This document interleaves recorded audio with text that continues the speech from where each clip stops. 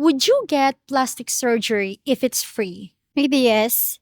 For me, we cannot change their decision because it's their body, and maybe that is their way to boost their confidence. Because plastic surgeon for me will help me to give simple confidence.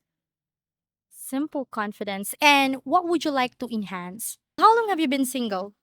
2 months. 2 months. Are you looking for like a relationship right now? Would you get plastic surgery if it's free? No po. Why? Because for me po, I don't need plastic surgery because I have my own beauty and inner and outside po. Wow, I love the confidence. Outside and inside, you are confidently beautiful. Yes Okay, po. so you don't have anything to enhance. No po. It is very well known for Filipinas to have flat butts, right? Flat butt. Have you ever felt jealous to those who have bigger butts? No po. Why? Why you never feel jealous? Because I think po that if kung gusto ka po ng isang tao or hindi po siya magbabase sa outlooks mo po. Oh. Okay, so she said that if someone likes you, Yes. right? If someone likes you, he is not going or he or she is not going to base on your outlook, your outside, like how your physical appearance. I see. That's beautiful. You're so confident. Like you love yourself, right? Hmm. Ever since like you're young, like you accept like what you have. Um, ano, for me po kasi, God gives me what I look po. Kaya proud po ako na ganito po itsura ko. And then, proud po ako na kahit ganito po yung ano ko, itsura ko is, wala po akong insecure sa sarili ko. She said she's very proud for what Jesus or for what God gave gave her, and she's proud. And what did you say that she doesn't have any insecurities? Would you get plastic surgery if it's free?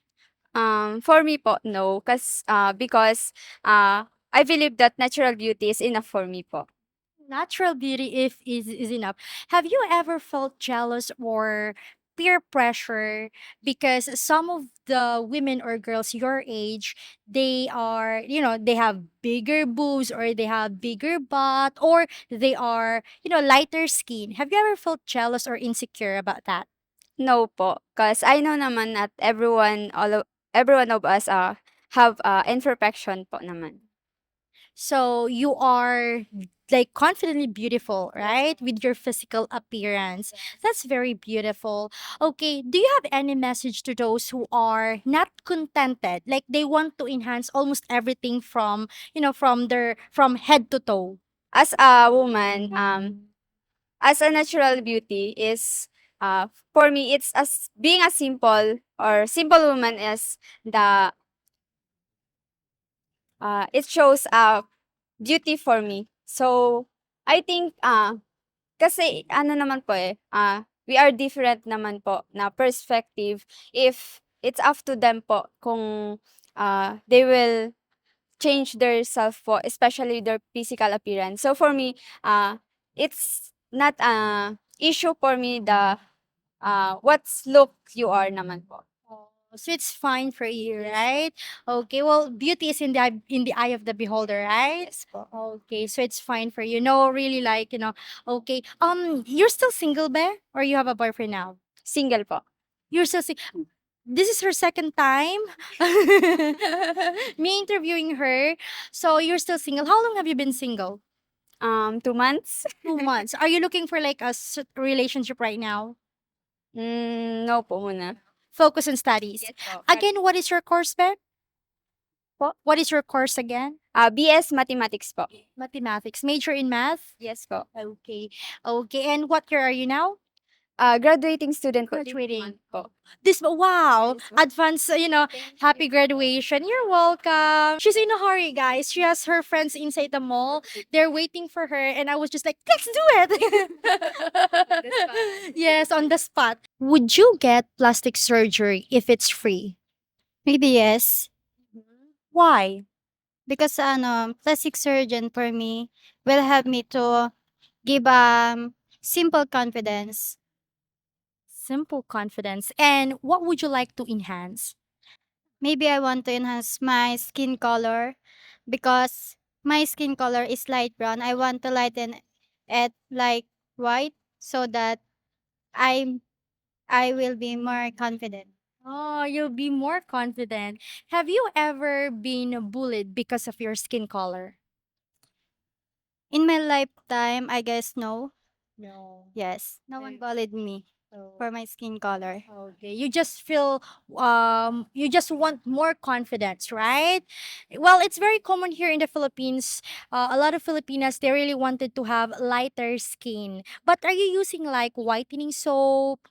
Yes, I am using right now. So my skin right now is nagbabakbak. It's peeling. Her face is peeling right now.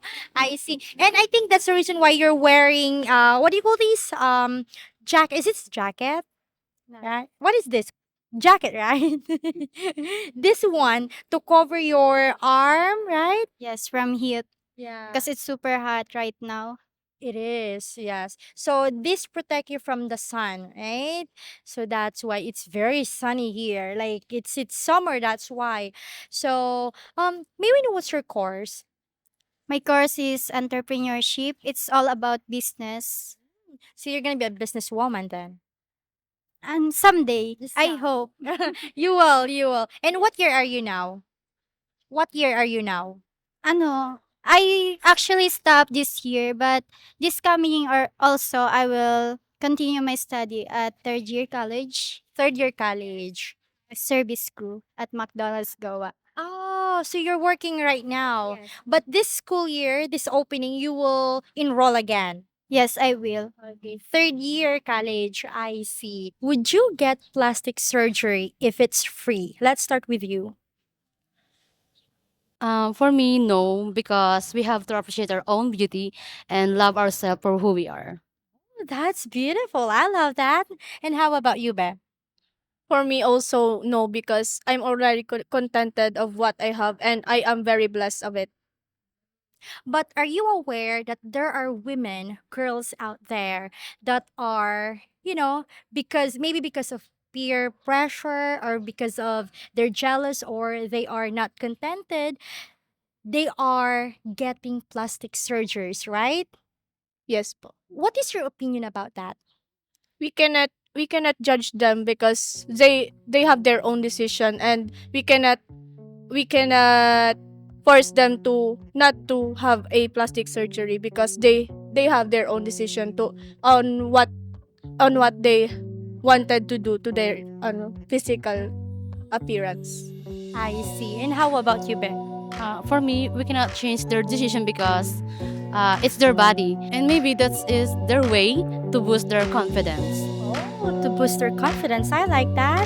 Anyway, thank you so much for having this interview with us. Salamat!